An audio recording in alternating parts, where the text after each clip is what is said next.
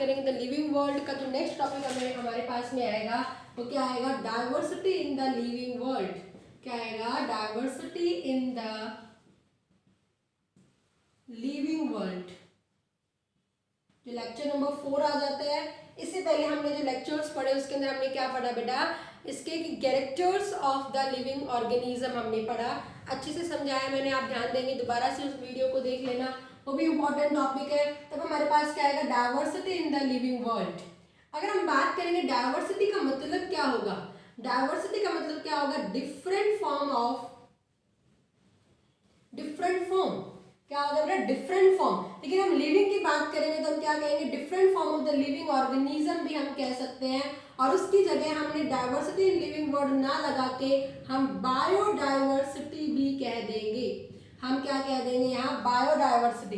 बेटा जो ये हमारे पास दिया हुआ है हमारे एनसीईआरटी बुक के अंदर पेज नंबर 6 पर दिया हुआ है, वहीं से मैं आपको एनसीईआरटी बिल्कुल इस चैप्टर का जितना भी हो सकेगा हम बिल्कुल एनसीईआरटी पढ़ेंगे और जो जो चीजें आएंगी वो सब चीजें बताते हुए चले जाएंगे। हमने यहाँ पे क्या कहा बेटा, diversity different form in the living world. पहले से डाइवर्सिटी नाम देते थे, बट इन 1986 के अंदर इसे diversity in the living world नाम ना देके क्या टर्म दे दी गई, बायोडाइवर्सिटी। देखो हम डाइवर्सिटी कब से पढ़ के आ रहे हैं, एरिस्टोटल ने बताया डाइवर्सिटी के बारे में कि अलग अलग फॉर्म हो गया एनिमल्स की, लिविंग ऑर्गेनिज्म की। कार्लस लिनियस के अंदर बताया उन्होंने लिविंग वर्ल्ड को दो के अंदर ही डिवाइड कर दिया, प्लांट्स और एनिमल्स के अंदर। ऐसे काफी आ रहे हैं जो 1700 1600 से आ रहे हैं। पर अगर हम ये टर्म आई है बायोडाइवर्सिटी, उससे पहले डाइवर्सिटी वर्ड यूज किया जाता था in the living world, but जो बायोडाइवर्सिटी टर्म आई वो 1986 के अंदर आई है। और एक term biodiversity is given by Walter G Rosen. किन्होंने दिया बेटा ये term, the term biodiversity, term biodiversity is given by Walter G Rosen. ठीक है, अस्तित्व में टर्म कब है, 1986, बट इसका यूज हम कभी से करते आ रहे थे, उसे हम बायोडाइवर्सिटी नाम नहीं दे रहे थे, diversity in the living world ही कह रहे थे हम। आई मेरी बात समझ में। अब अगर हम बात करेंगे, अब बायोडाइवर्सिटी को अगर हम बात करेंगे तो क्या कह देंगे, different form of living organism. क्या कह देंगे, different form of living organism. Living organism की अलग अलग फॉर्म, वही चीज क्या कहलाई जाएगी, बायोडाइवर्सिटी कहलाई जाएगी। तो मैंने पहले पैराग्राफ के अंदर यही चीज दी है। आप इमेजिन करो you are in a room, तो आपको रूम में क्या क्या नए एक ऑर्गेनिज्म दिख रहा है। एक हम ह्यूमन बीइंग खुद हो गए, हमें रूम के अंदर कोई मॉस्किटो दिख गए हैं, हमें ह्यूमन बीइंग, हमें हमारे रूम के अंदर कोई छिपकली या कोई लिजार्ड, इस तरह के कोई इंसेक्ट दिख गए हैं। तो अलग अलग स्पीसीज हो गई है। आप हाँ अपने रूम के अंदर भी एक डाइवर्सिटी देख रहे हो। फिर आपने थोड़ा एरिया बढ़ा, अपने घर के पूरे घर के अंदर देख रहे हो जहाँ पे एक छोटा सा लॉन भी है। आप उस लॉन की तरफ गए तो आपको अलग अलग तरह के प्लांट्स दिख गए, अलग अलग तरह के और एनिमल्स दिख गए हैं, मॉस्किटो की अलग अलग टाइप्स दिख गई है। फिर आप उस अपने घर से निकलकर एक फील्ड के अंदर गए, फील्ड के अंदर भी आपको अलग अलग तरह के प्लांट, अलग अलग तरह के इंसेक्ट, बर्ड्स वगैरह, अलग अलग तरह के एनिमल भी दिख जाएंगे। आप उसके लॉन में गए, बड़े से पार्क में गए, और उस पार्क से बड़े आप एक फॉरेस्ट के अंदर गए हैं, तो फॉरेस्ट के अंदर आपको वास्ट डाइवर्सिटी दिखाई देती है। फॉरेस्ट के अंदर आपको क्या दिखाई देती है बेटा, वास्ट डाइवर्सिटी, बहुत ज्यादा डाइवर्सिटी दिखाई देगी। और द एरिया ऑफ द अर्थ, ध्यान, या हमारे एनसीईआरटी में नहीं, बट समझने के लिए आपको याद रखना है, the area of the earth where biodiversity is present on large scale, ज्यादा के अंदर मिलेगी। फिर हमने एग्जांपल सीधा बताया, एक रूम के अंदर हमें डाइवर्सिटी कम दिखाई देगी, बायोडाइवर्सिटी, एक पार्क में इससे ज्यादा दिखाई देगी, एक फील्ड में इससे ज्यादा दिखाई देगी, और एक फॉरेस्ट में सबसे ज्यादा दिखाई दे रही है। तो area of the earth where biodiversity is present on a large scale, उन एरिया को या उसे हम क्या नाम दे देंगे, मेगा बायोडाइवर्सिटी कह देंगे। क्या कह देंगे उन्हें हम, मेगा बायोडाइवर्सिटी। तो जहां पे लार्ज स्केल के अंदर बायोडाइवर्सिटी देखने को मिलेगी उन एरियाज को हम क्या कह देंगे, मेगा बायोडाइवर्सिटी। और ये मेगा बायोडाइवर्सिटी हमारे अर्थ के ऊपर tropical of cancer to tropical of capricorn तक फैली हुई है।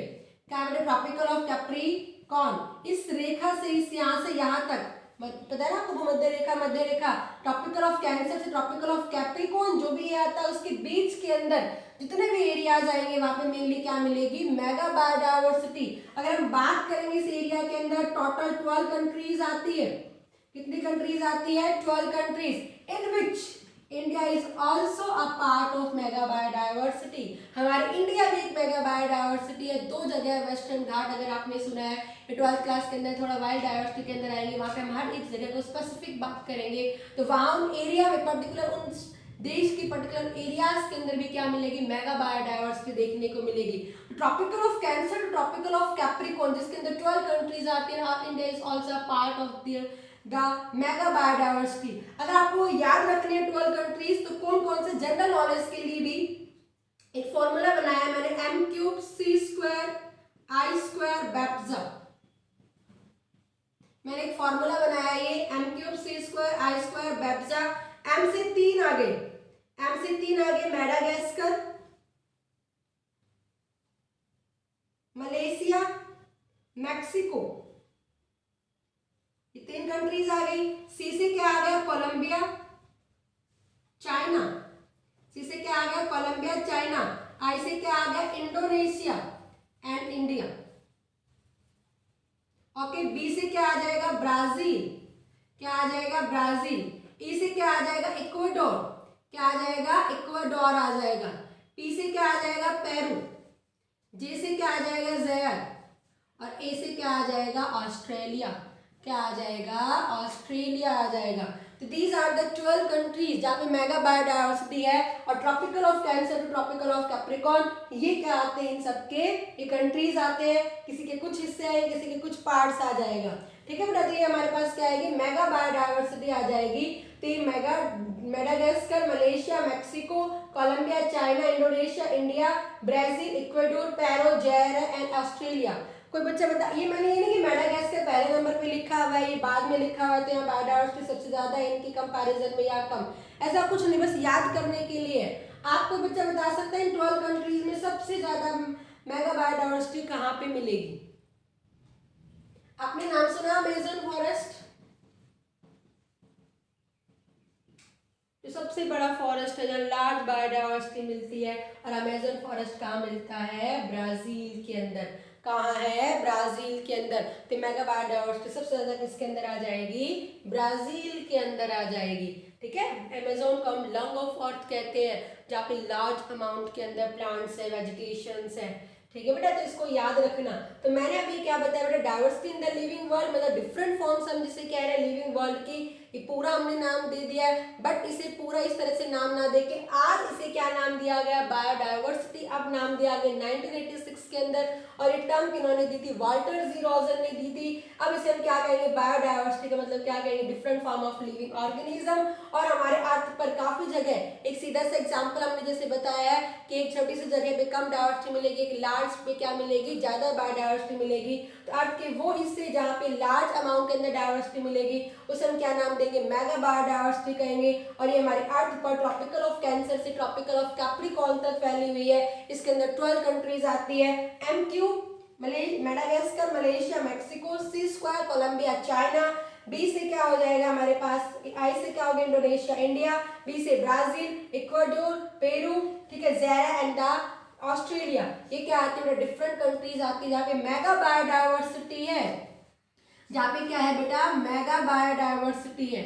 अगर हम बात करेंगे इस बायोडाइवर्सिटी के बारे में, ये अनुमान है आज भी ऐसे, रोज अगर हम मैगजीन के अंदर देखते हैं, साइंस मैगजीन्स के अंदर, तो रोज नए नई डिस्कवरी हो रही है कि आज ये स्पीसीज डिस्कवर किया, आज ये नया ऑर्गेनिज्म डिस्कवर किया है।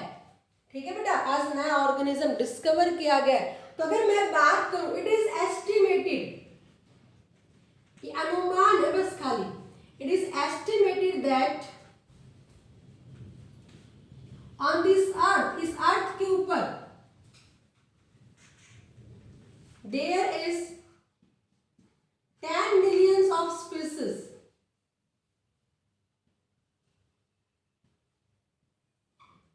10 मिलियंस ऑफ स्पीसीज। देखो बेटा, हम नेक्स्ट हमारे पास अलग ही चीज इस वाले पैराग्राफ में दे रखी है। नेक्स्ट पैराग्राफ में हमारी एक अच्छी चीज दे रखी है, हम किसी भी चीज को, चाहे हम प्लांट्स को करें या हम किसी भी एनिमल्स को बात करें या किसी भी ऑर्गेनिज्म के बारे में बात करें, हम वहां पर उसकी स्पीसीज के बारे में, इसको हम किससे डिनोट कर रहे हैं, स्पीसीज से। मैं एक species, human being is a species, एक इंसेक्ट है, वो भी क्या होगा, एक स्पीसीज से रिप्रेजेंट करेंगे।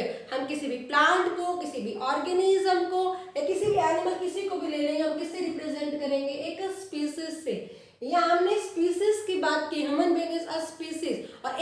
स्पीसीज का जो ग्रुप है वो पॉपुलेशन हो जाएगा। हमने यहाँ पॉपुलेशन बात नहीं की है, भाई हम कहेंगे हमारे यहाँ तो करोड़ों ह्यूमन बीइंग है तो ये तो 10 मिलियन नहीं, हम species, human being is a single species, ठीक है। अगर हम बात करें house fly is a single species, तो स्पीसीज की बात करें, हर एक प्लांट हर एक एनिमल किससे रिप्रेजेंट किया जाएगा, एक स्पीसीज से। इस स्पीसीज के बारे में हम बताएंगे अभी। आपको ये याद, एस्टिमेटेड अनुमान है कि इस अर्थ पर कम से कम 10 million of the species present है, but only 1.7 to 1.8 million of species is to be discovered. 1.7 to 1.8 million of species is discovered.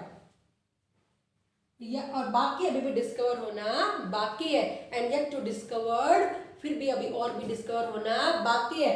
जैसे कि मैंने आपको बताया, अभी मैंने ये वीडियो बनाया और आपकी मैंने कहा कम से कम 50 बच्चे देख रहे हैं। अब मुझे मेरा अनुमान है कि भाई तुम यहाँ पे 50 बच्चे अगर लाइव सेशन करो तो भाई बात पता लग जाती है। क्लास के अंदर ही मैं बात करूँ, मुझे इतनी स्ट्रेंथ देख के मैंने हिसाब लगा दिया कि इतने 50 बच्चे हैं, 20 लड़कियां हैं और इतने लड़के हैं। ये मेरा अनुमान है, मैंने काउंट नहीं किया। जब मैंने इसको काउंट किया, उसको डिस्कवर किया, भाई तो 40 की स्ट्रेंथ निकली, जिसमें से 15 लड़कियां निकली और 35 क्या निकले हमारे पास, 25 क्या निकले, बॉयज निकले।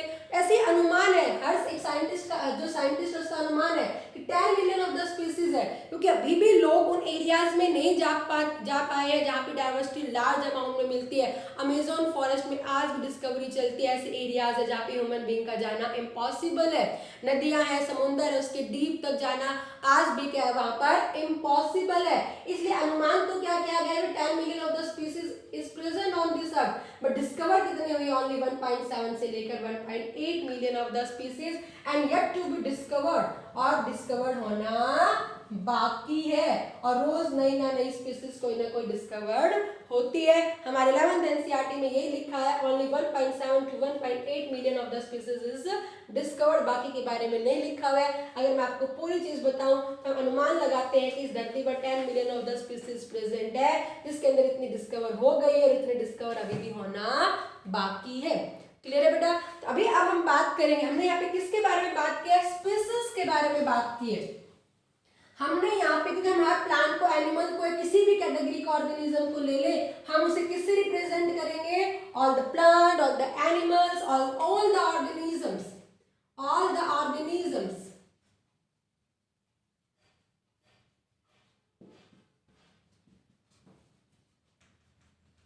Represented by species.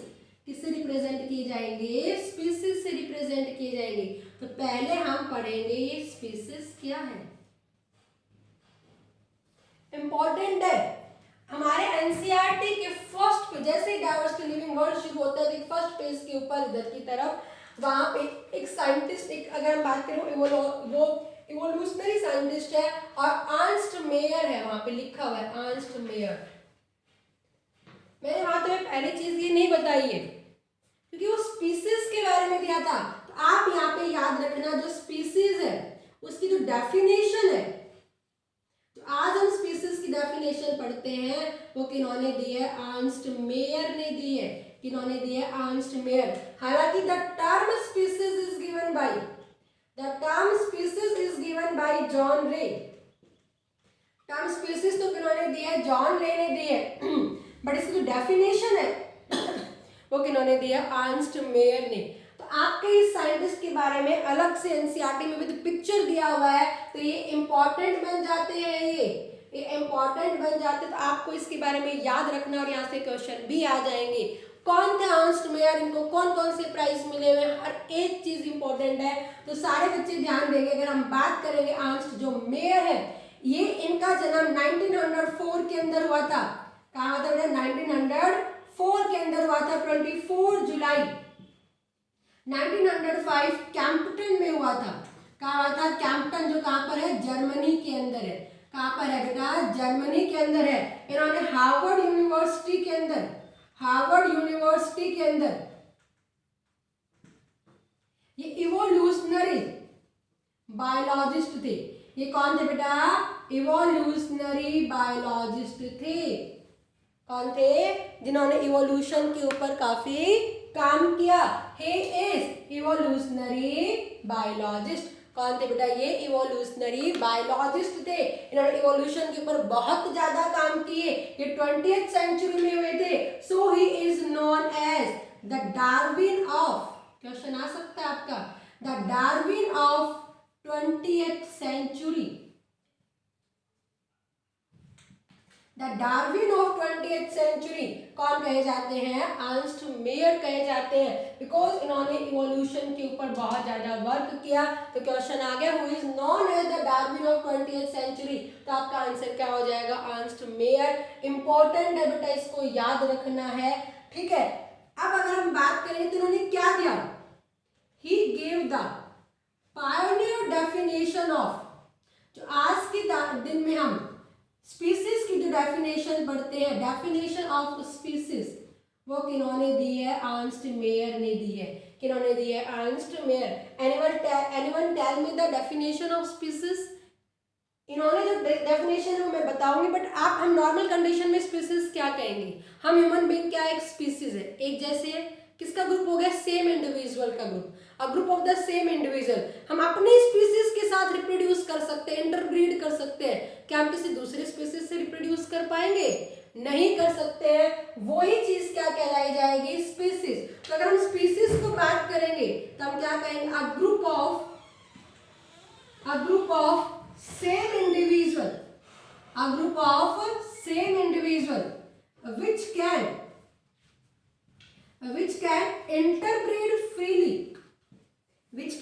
interbreed freely, but reproductive isolate to other। वो चीज क्या कहलाई जाएगी? स्पीसीज। मैंने आपको एक नॉर्मल डेफिनेशन दी, जो इन्होंने डेफिनेशन दी वो मैंने अभी आपको नहीं बताया कि इन्होंने क्या कहा था। तो ध्यान देना, इन्होंने, हम नॉर्मल क्या कह रहे हैं? हम एक ही इंडिविजुअल का ग्रुप है, सेम, हम ह्यूमन बीइंग ही लगा लो, हम अपने आप तो इंटरब्रीड कर सकते हैं, बट किसी दूसरी स्पीसीज के साथ में रिप्रोड्यूस नहीं कर सकते। वही ग्रुप क्या कहलाया जाएगा? स्पीसीज। आपका यहाँ पे स्टेटमेंट में पूछ सकते हैं, इसकी करेक्ट डेफिनेशन जिन्होंने अर्नस्ट मेयर ने डेफिनेशन दी है स्पीसीज की, वो क्या है? तो हम कैसे डिफाइन, इन्होंने कैसे डिफाइन किया? अ ग्रुप ऑफ एक्चुअली, इसकी डेफिनेशन बात हुई है, एक्चुअली और potentially, a group of actually और पोटेंशियली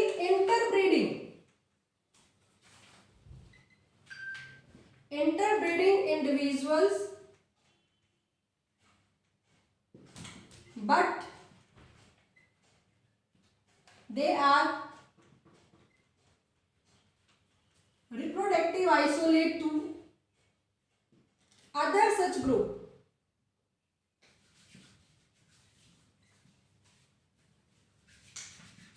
उन्होंने इस तरह से कहा कि हम क्या है? ग्रुप है एक्चुअली और पोटेंशियल, जिसके हमारे अंदर क्या है? एक अपने आप से रिप्रोड्यूस करने की कैपेबिलिटी, अपने स्पीसीज से रिप्रोड्यूस करने की कैपेबिलिटी, किसी दूसरे से हम रिप्रोड्यूस नहीं करेंगे। आइसोलेट का मतलब होता है अलग, क्या है? अलग, दूसरी स्पीसीज के साथ रिप्रोड्यूस नहीं। अगर आपका लिखने के लिए आता है स्पीसीज की डेफिनेशन लिखोगे, अगर आपने ये लिख दी तो बिल्कुल भी गलत नहीं है। अगर आपका एमसीक्यूज में आगे भी करेक्ट, इसने जो आंसर में उसने जो डेफिनेशन दी है वो कौन सी है? तो a group of the actually of the potentially interbreeding individuals but they are reproductive isolate to such group. ऐसा किसी दूसरे ग्रुप से वो क्या होंगे? रिप्रोडक्टिव आइसोलेट होंगे। तो ये क्या है बेटा? स्पीसीज की डेफिनेशन है। ये क्या है? स्पीसीज की डेफिनेशन है। क्लियर है? अब अगर हम बात करेंगे, इन्होंने बहुत ज्यादा काम किया है इवोल्यूशन पे, बायोलॉजी पे, तो इनको काफी प्राइज मिले हैं। इनको क्या है? काफी प्राइज मिले। इनको अपनी लाइफ साइकिल में 3 लार्ज प्राइज मिले, लार्ज मतलब बड़े प्राइज। इनको 3 बड़े प्राइज मिले हैं। पहला प्राइज अगर हम बात करेंगे तो बेल्जियन प्राइज मिला इनको। कौन सा प्राइज मिला हुआ है? बेल्जियन प्राइज मिला है। सेकंड अगर हम बात करेंगे तो क्या मिला है? The international prize of biology,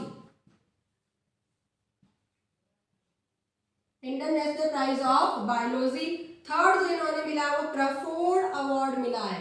कौन सा मिला है? क्रैफोर्ड अवार्ड या प्राइज मिला है। तो इनको ये अवार्ड्स मिले हुए अपनी लाइफ के अंदर, 3 बड़े बड़े। ये इनको मिला है 1983 के अंदर, ये इनको मिला है 1999 के अंदर, ये 1994 के अंदर, और ये इनको मिला है 1999 के अंदर मिला है। तो ये 3 बड़े प्राइज मिला है। क्वेश्चन तुमसे पूछ सकते हैं, एनसीईआरटी में मेंशन है ये कि which prize is belong to Ernst Mayr. तो पहला हमने बाल्जन प्राइज भी उन्हीं से इनको मिला है, इंटरनेशनल प्राइज ऑफ बायोलॉजी भी इनको मिला है, क्रॉफोर्ड अवार्ड, इस अवार्ड को it is equivalent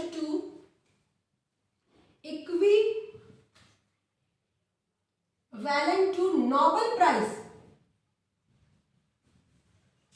in biology and environment. In biology and environment के अंदर ये बिल्कुल नोबेल प्राइज के इक्विवेलेंट है। Which prize is equivalent in biology and environment? आपका आंसर क्या हो जाएगा? Crafoord award.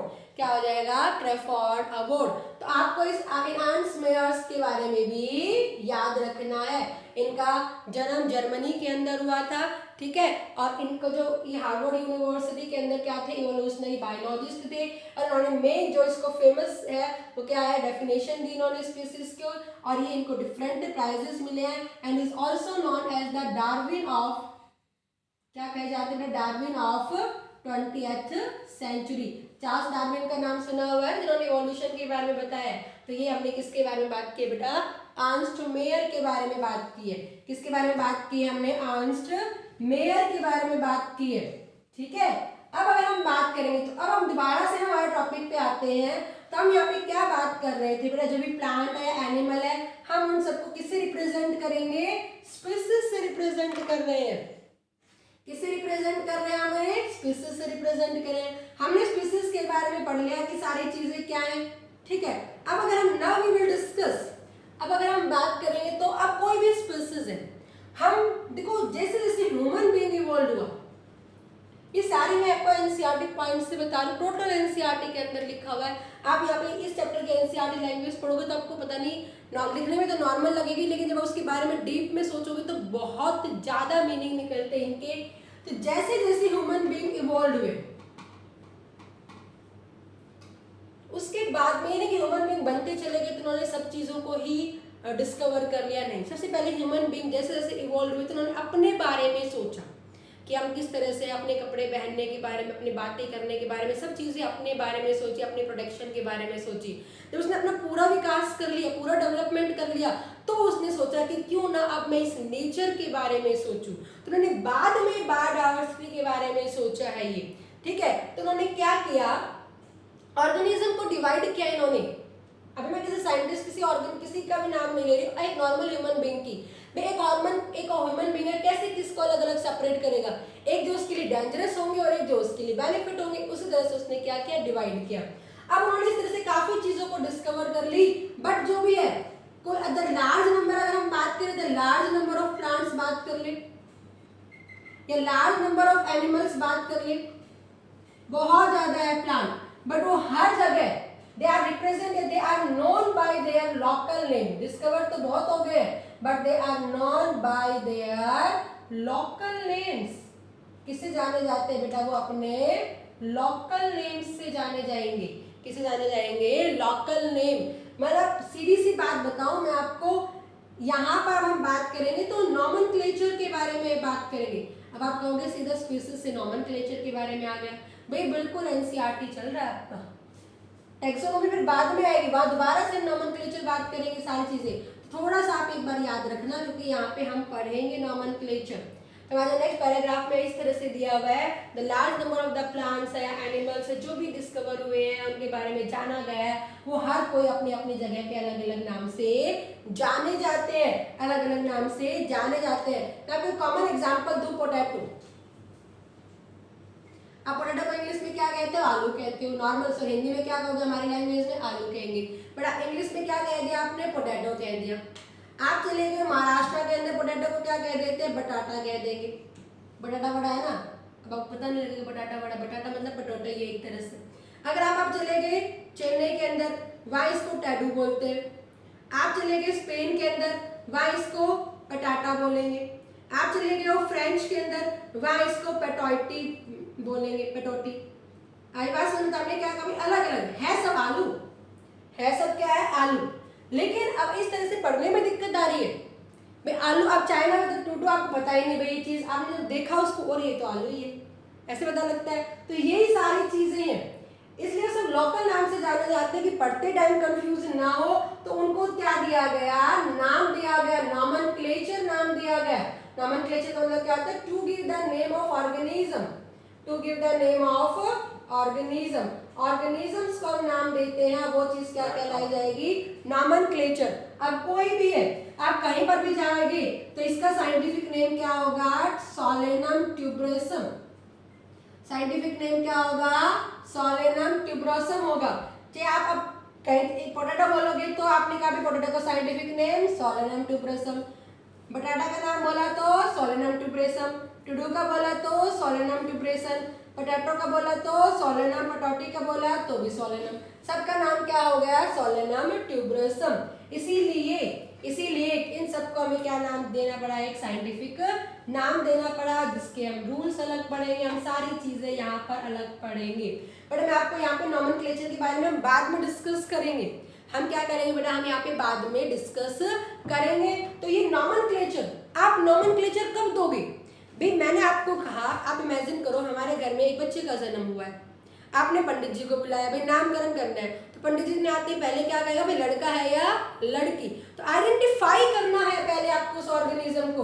तो पहले हम क्या पढ़ेंगे, आइडेंटिफिकेशन पढ़ेंगे। हम पहले हम क्या पढ़ेंगे, आइडेंटिफिकेशन। आइडेंटिफिकेशन का मतलब क्या होता है, to identify of an organism, to identify of an organism according to characters. भाई कैरेक्टर क्या चीज है, अकॉर्डिंग टू कैरेक्टर्स। ये सारी चीजें हमारे नेक्स्ट वीडियो के अंदर बात करेंगे।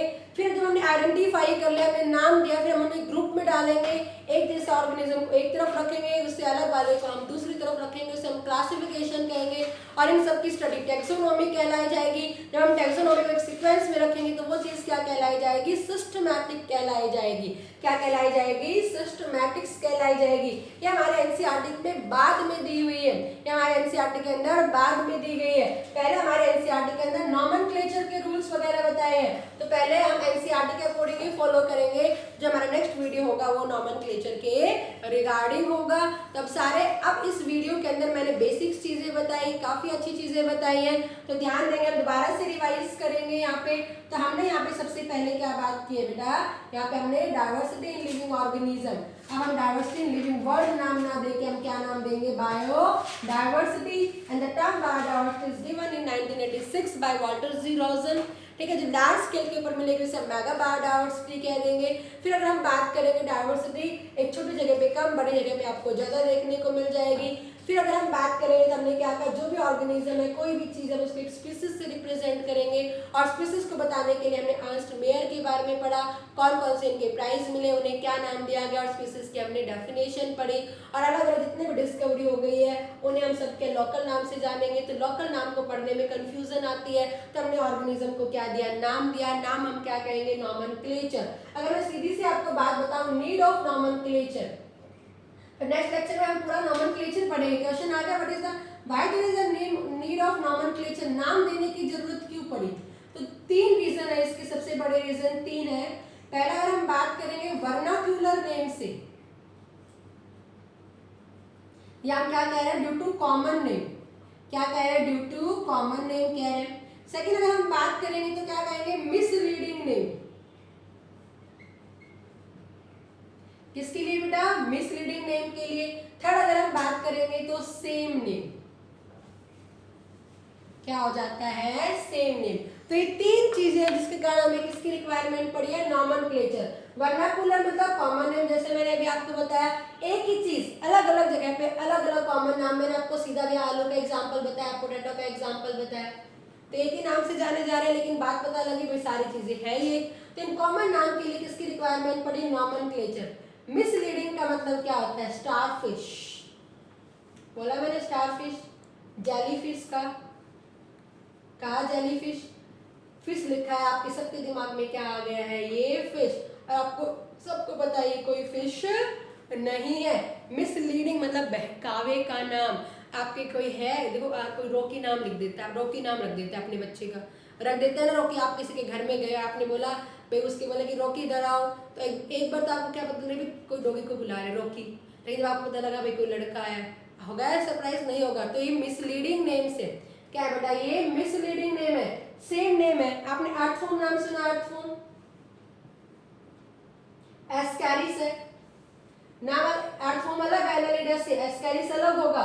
लेकिन जब इसको केचुआ, इसको भी केचुआ कह देते हैं, लेकिन दिखने में अलग है भाई केचुआ।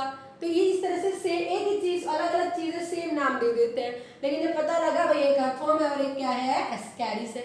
तो इन सब चीजों के लिए किसकी रिक्वायरमेंट पड़ी है? नॉमेनक्लेचर की। कॉमन नाम के कारण, मिसलीडिंग नेम के कारण, सेम नेम के कारण किसकी रिक्वायरमेंट पड़ी है? नॉमेनक्लेचर। जो हमारा नेक्स्ट वीडियो होगा वो नॉमेनक्लेचर से रिगार्ड होगा, उसके रूल्स हम पढ़ेंगे, किसने नॉमेनक्लेचर दिया, हम सारी चीजें उसके अंदर हम पढ़ेंगे। बेटा अगर आपको वीडियो अच्छा लग रहा है 11th क्लास के लिए तो आप मुझे बताइए बेटा, ताकि आपका जितना मुझे सपोर्ट मिलेगा तो 11th क्लास कितनी वीडियोस में बना दूंगी, क्योंकि मैं एक्चुअल में 9th एंड 10th पढ़ाती हूँ। तो अगर आपको किसी बच्चे को लगता है कि नहीं अच्छा है तो आप प्लीज़ मुझे रिस्पॉन्स दीजिए ताकि मैं इसे कंटिन्यू रख सकूँ। ओके।